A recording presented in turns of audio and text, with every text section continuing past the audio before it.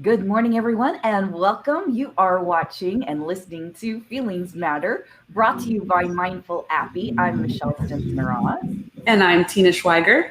and today we are discussing vulnerable, the feeling of being vulnerable, and its relationship to psychological safety, particularly in the workplace. And I was just telling Tina off camera, I am really pleased with how we framed this discussion. So, as far as feeling vulnerable is concerned, that relates a lot to what Brene Brown discusses very frequently. That sense of, I might be risking something, I might be putting my reputation at risk, I might be putting my relationships at risk, I might be risking humiliation, I'm feeling vulnerable. But psychological safety, and particularly at work, gives us a place where we can safely take some of those risks. Tina, you want to leverage off of that? Yeah, I think what you're describing is that psychological safety is the antidote to the weaknesses that we feel when we feel vulnerable. If we are in an environment that we feel comfortable speaking up and we know that we're not going to be punished for saying and speaking our mind, we're more willing to be vulnerable. It's the Well, antidote. yeah. And it also is key and critical to things like excellence, to driving good performance, because if you're not in an environment where you can bring up, hey, this doesn't seem right, this we're did you know did we think this through, or is there another option? If you don't feel safe, if you don't feel comfortable in calling somebody else out, or just creating a moment where the rest of us can be teachable, can learn, we miss out on so many opportunities to do even better than we could have done. Yes, I do. We were reviewing a video, a TED talk from Amy Edmondson of Harvard Business School, and she discusses psychological safety. The examples that she gives are quite profound, and the impact of not having psychological safety. For example, the example she gives of the hospital environment where a nurse is questioning the dose of a patient's medication, and she second guesses herself because she doesn't want to disrupt what's happening and disrupt the treatment. She doesn't feel safe, voicing her opinion about this dose looking too high for the patient. You can imagine how not having psychological safety in that environment could almost have dire consequences. Absolutely, it could. um, let's talk for just a minute about what it looks like and what it looks like when you don't have it. You and I were talking. I've actually been in positions where I've both had it and not had it. One of the workplaces I was in, I had psychological safety when I first started working there because the first manager I worked with went out of his way to create it for his team. I was actually, even though I was doing marketing, I was actually working with the developer team, and the developers need to be able to work in a dynamic way and question coding and all that kind of stuff, or what they're trying to build is just not going to work. And the manager was really smart in the way that he enabled good communication to flow. So people were very able to question, to bring up their own ideas, all that kind of stuff. And he was really good, particularly in one on ones, in asking people to provide insight and feedback and fill in gaps and things like that. What I didn't realize, because I started working with him first, was that that same psychological safety did not exist within the organization as a whole. I kind of gleaned my experience of the company culture based on my engagement and my work within that one team. Mm-hmm. After a while, I got reshuffled and was put under a different manager, and basically they pulled us all together into an actual marketing team. I went from being part of the dev group to being part of the group that included our SEO, our blog, um, blog editor, couple of PR people, and then me as digital marketing, which made sense to put us together, but it was so restructured that we were no longer under the same manager. And Hmm. oh my goodness, did that make a huge difference. What was the difference like?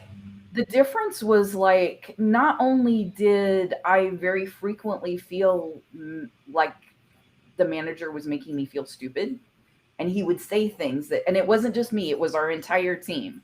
All of us had moments where he questioned us, made us feel like we were idiots. And so obviously our ability to safely feel like we could give feedback, give suggestions, all that kind of stuff just completely went away. And to be honest with you, there was something seriously off about that guy, and I would have panic attacks when Wow. I would go into the one-on-one meetings with him. And it wasn't that he was like sexually harassing me, or giving me that weird guy vibe, but at the same time, there was something very, very off. And I was very reactive to it, to the point that I hated doing one on ones with him in particular. Mm. Wow, that's really tough. That anxiety that you felt, that's exactly when we'll put the link in the article for the TED Talk, but Mhm. that's exactly the quadrant that Amy Edmondson describes as the anxiety zone. When you have all the focus is on accountability, so-called holding people's feet to the fire to make sure that they perform well with the job, Mhm. at the expense of psychological safety. And those two things almost feel like they're on the same continuum, but she describes it as two different dimensions. But Mhm. when you do plot them X against Y, sort of scientifically, you end up with that anxiety zone where it's all accountability, no safety. When you do have all psychological safety and no accountability, you end up with complacency or low performance, or you risk low performance. And then if you can get both of those right, where you hold accountable just enough and you are psychologically safe at the same time, Mhm. without sacrificing accountability, without just chalking it up to allowing people to whine or being too nice, you can actually get into the learning zone where you really fuel high performance and you fuel a continuous learning environment where Mhm. there's continuous improvement and growth. And that is what attracts and retains those A players. They really want to be challenged. They want to learn and they want to grow all the time. That's why they're A players. They're lifelong learners. Right. But put them in an anxiety quadrant and they'll quickly drop off and you can lose them. Certainly. Well, and it also makes me think, in group dynamics, that idea of group think, that all of a sudden, the blinders just go on and we only do what we've always done. That exists because there is no psychological safety. Nobody feels safe or okay to speak up and go, wait a second, why are we doing this way? Yeah. You think about one of the things that, as we were reviewing all the articles on psychological safety, getting ready for this podcast, I noticed one missing element that it's probably out there. I didn't read it in what we were looking through, but it was the concept that there's a huge power dynamic that needs to be Mm-hmm. acknowledged Mm-hmm. when you're a manager, or when there's this hierarchy that we've established in companies, and those hierarchies create a power dynamic that can make people quite uncomfortable. You're literally holding the purse strings of somebody's life. Right. Their ability to pay their next mortgage is hinging on their job performance, or that one-on-one with you if you're the manager over them. So just simply acknowledging that power dynamic that you have over people that you manage, if you're a manager, is critical. And then you can start thinking about psychological safety and, do I have it? If I don't have it, how can I create it? Well, and that power dynamic is also critical to creating and maintaining it, right? Because the average worker, whoever has to report up to somebody else, they are not in a position, due to lack of power, to create the psychological safety necessary to do their job. They're dependent upon their manager, their supervisor, their whoever, to make sure that it's articulated that, hey, it's okay. I want feedback, and I need feedback, and this whole team benefits from people speaking up and giving us suggestions and thinking a little outside the box. And oh my god, did I actually just but it's true. As cliche as saying something like that is, it's only when a manager, a supervisor, somebody that has that power can actually establish the culture of psychological safety. It relates to diversity and inclusion. It's Mm-hmm. inclusive to invite a diverse set of viewpoints. When you do invite those into your business, your day-to-day operations, you're going to find more innovation within the company. And if you Mm-hmm. don't invite that, you're going to miss out on all those great viewpoints. Well, and that is, I think, part of what's built into a lot of the seminars and workshops and things that you've done on creativity and innovation, right? Before you can have any of that, you've got to have an atmosphere where it's okay to be creative and innovative, right? Yeah, that's a really great point, Michelle. It does. You're actually right. That's a kind of an epiphany in the moment. I think I've spent most of my career leading design teams to create solutions for companies and working with executive teams to really hone down positioning and things like what's on the homepage of your website, what should that logo look like. And in order to do that, when I work with the executive team, you need to have everyone's buy-in. So what I did resort to was actually wonderful, was resorting to design thinking and breaking the normal communication down into creative communication and collaboration, where instead of having one person kind of rule and just drive the meeting and everybody else be silent, you actually prevent that from happening, and you create this democratic, collaborative environment where every person draws out their solutions and puts them all up, and you can see them all at once. That encourages safety, encourages people to be vulnerable, and it can break down it can break down some of those railroading tactics that environments without psychological safety will employ to make sure that a person gets to maintain the control and accountability they want to have with the business. Certainly. So let's dig it. We've been dancing around it a little bit, but let's dig into it a little deeper. How do companies, teams, how do the groups themselves benefit from creating an environment of psychological safety? What's the payoff? What's the benefit here? Retention. People, again, when they have that learning environment and they do feel challenged and they do feel they have the ability to question the status quo, that they don't have to retreat into a sense of a shell of safety, of just putting the blinders on, as you said, and keeping my head down and just doing my job because they may be punished. Think about the anxiety that you just described, and being the Feelings Matter podcast, just what is the feeling that's underneath anxiety? It's fear. And if you do think that one step down underneath that is fear, it's one of those more intense emotions. It's one of those more contagious emotions. So these things can quickly devolve into people creating their own stories around why there's no safety, or why a certain thing is a certain way, or or encouraging others, hey, keep your head down and you'll do just fine in this company. If you speak up, you're going to get punished. You're not going to last long. And you create a culture of everybody keeping their heads down. So that the consequence of that is you're not going to have very great retention. You're going to miss out on key innovation opportunities. And ultimately, it doesn't seem like it's trackable to the business ROI. It almost seems too soft and fluffy.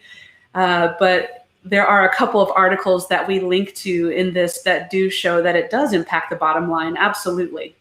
Well, when you think about how dealing with mistakes, dealing with opportunities to change something, to do something a bit better, you are absolutely talking about how to improve productivity, improve performance, raise the level of excellence. You can't, come on, let's be real here. You cannot raise the level of excellence unless you're able to question the status quo. Am I right? Yeah, and you can't even call out mistakes. And how much do mistakes cost? Everybody makes them. Companies make them. I remember way back when I started my career as a graphic designer in an in-house ad agency, and it was back in the days before the internet, dating myself again, where we would create print ads, and a print ad was printed with the wrong price. And the entire department was gathered into the room, and the director over the department of probably at least 40 or 50 people just berated the entire department for this one error.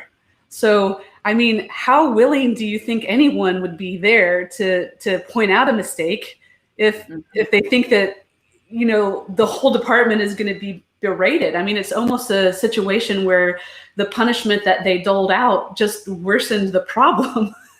Certainly it did. Yeah. Well, and I've been in marketing agencies where we've lost clients because of a massive mistake that nobody was willing to go, wait a second, are we sure we want to do that? Because, you know, yes, there's accountability, but accountability also breaks down when there's no psychological safety, because nobody's willing to say, wait a second, this landing page doesn't seem to be working right. Or did you guys realize we have a bunch of broken links across the website? Those are all things that they're small, but if you let them pile up with no accountability because nobody wants to call it out, question it, get a little verification, then those things pile up and you wind up costing business. Yes, it does affect the bottom line. It creates conversion where, you wind up having turnover, all that kind of stuff. Yes. You know, Michelle, you mentioned earlier the story that when you moved from one manager to another, you went from an environment of having psychological safety to one where it was dramatically different. And you really did put those blinders on and you retreated into anxiety. One thing I wanted to mention, I'm going to pause for just a second. You'll have to cut this out of the editing because I think I had a mental blip where I forgot what I was going to say. So just give me a minute to remember it. Oh, yes, that's it. It's very important. So when you go from one environment to another, and you can see how dramatically different it is, I wonder, you know, if we do have any HR managers or senior executives listening, you may be thinking, well, how do I know which departments have psychological safety, which managers are doing a good job of encouraging this, and which managers are not? You may be able to deduce it from looking at the metrics and the performance. You also, I mean, this is one of the main reasons why we created Mindful Appy the way we did. And that is because we want to give the employees who are suffering in these teams without psychological safety the ability to express that safely, because we don't let anyone see individual results from the pings that we send out to say, how are you feeling today? If they come back with fear or anger, nobody can ever see that. And we don't show results until there's a minimum of 6 people reporting their feelings. So as a senior leader or an HR executive in a company, you can use this kind of a tool that can quickly, on a day-to-day basis, give you a sense of who's experiencing psychological safety in their team and who's not experiencing psychological safety in their team, simply by looking at their NEI score and seeing which teams have a higher NEI score, which teams have a lower NEI score. I mean, when you really look at those quadrant breakdowns that Amy Edmondson puts up of the, you know, accountability on psychological safety quadrants, you know, those are emotion driven. When you have anxiety in that lower right-hand quadrant, that's fear and that's an emotion. So that's why it's really important to track how people are feeling on a day-to-day basis, and doing so in a way that retains their safety. when we do roll these programs out within companies, there's an extensive amount of education and campaigning that needs to be done on an internal basis to actually get people to trust that it is actually anonymous for real. Honestly and truly, it is anonymous. It's not just we're saying it's anonymous and somebody's going to peel back the layers and find out that you sent the middle finger that day. No, it really is. Nobody can see it. All that is reported as a single number. Right. Well, and that comes back to why anonymity in this case is important to allowing somebody to express an emotion without the risk of punishment, right? Mm-hmm. That whole aspect of I'm going to be called out and possibly put on report or something because of the way I feel about this situation.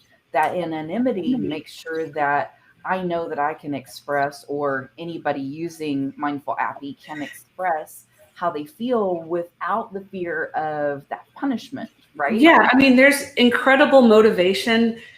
Managers, it's very difficult to know which teams have psychological safety and which ones don't.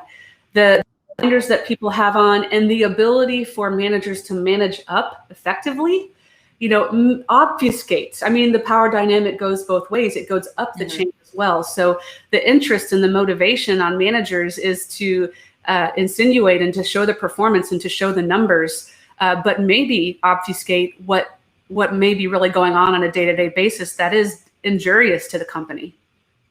Well, wouldn't you also say that this system, in kind of that microcosm sort of way, is the tool that can begin to help managers and help companies and help HR departments create that psychological safety necessary to really grow and become much more effective as a company, much more viable as a growing business concern? That taking that first step to just create a system that people can ask, how are you doing? And know that the response can come in without retribution. That's kind of the first step to creating psychological safety. It's a way to jump over the layers of management that are necessary in these large global organizations to have a link between the leadership of the company and the frontline workers who are working with customers on a day-to-day basis. How can you jump over all of those layers of management, have a one-on-one communication with those employees and truly understand how they feel? I believe it's empowering for the employees to be able to express how they feel and send up a signal, empower them to speak up directly to the leadership of the company without, having their manager come down on them and finding some reason to fire them. I mean, you have no idea what goes on.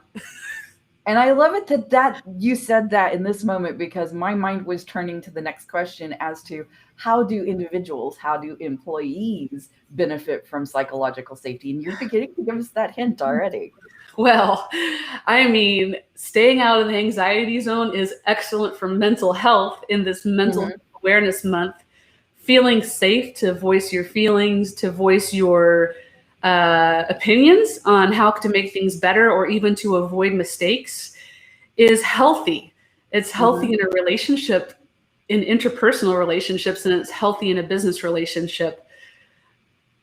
Well, I know for me, just knowing that my coworkers, the people that are around me all the time, trust the years of experience, and I have some confidence in my own instincts at this point. I've been doing this long enough. I should be confident in my instincts, but part of that confidence comes from being in an environment where I am psychologically safe. The converse of that is I begin to have less and less confidence in my instincts when I'm constantly told that, no, shut up. No, that let's not even go there.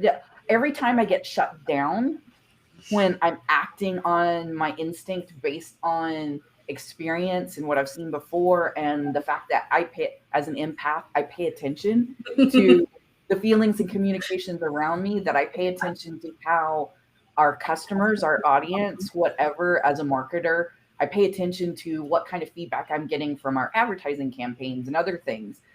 All of that gets fed into where I want to go next as a professional, and have that shut down by everybody else that I'm working with, it's soul crushing. It is soul crushing. We shouldn't even be doing it. Like why who wants to do that? No, and it's funny. One of the things that Amy Edmondson was talking about in a TED Talk is like, really, none of us get up in the morning and bound out of bed going, I'm excited to be, humiliated. And I was like, no. Disruptive, intrusive, be the negative Nelly. I want to get up and I want to buck the system. Nobody really gets up and gets excited to do that. No, absolutely not. But at the same time, do I want to disrupt it when we've gotten into a pattern that's ineffective? Yeah, I would hope I have the ability to do that. That when an experiment, something that we tested, didn't turn out the way we wanted it to, I want to have the freedom to go, yeah, that didn't quite work out as planned. Let's try something else. And I think I could close this out with getting back to one of the, things to do in one of our previous podcasts that we said, which was the open-ended question. Mm-hmm. That is to encourage psychological safety, to encourage people to speak up. Ask an open-ended question. Stop talking, make eye contact, and listen to the answer. It's really quite that simple. Try it and you'll be amazed. That, and just being clear. Like, don't assume that your team knows that you're open to their commentary. It's almost something that you have to do on a daily basis to communicate and say, I can hear from you. I have my own blind spots. I need your insight. I need your input. We are better when I hear from you. Yeah, that was a perfect how to create psychological safety advice, which was to create your initiatives with the spirit of experimenting and learning and voicing the fact that we're going down a new road. We've not been down this road before. Everyone needs to be on alert, and we need to hear from everyone. Everyone's eyes and ears need to be peeled and look for opportunities for improvement or avoiding mistakes or just in general how to work better. Mm-hmm. Tina Schweiger, thank you so much for opening I have to call out that this was your idea to talk about this today, and I'm so glad that we did. Oh, it's part of my crusade, Michelle. It's like the underdog. I've always been for the underdog, and anything that I can do for the world to help people who don't have a voice have a voice. Mm-hmm. That's why we're doing this entire thing. So speak up. Speak up. Feelings matter. And thank you guys for tuning in. I feel like I'm coming up with a new sign off. Speak up. Feelings matter, especially yours. So true.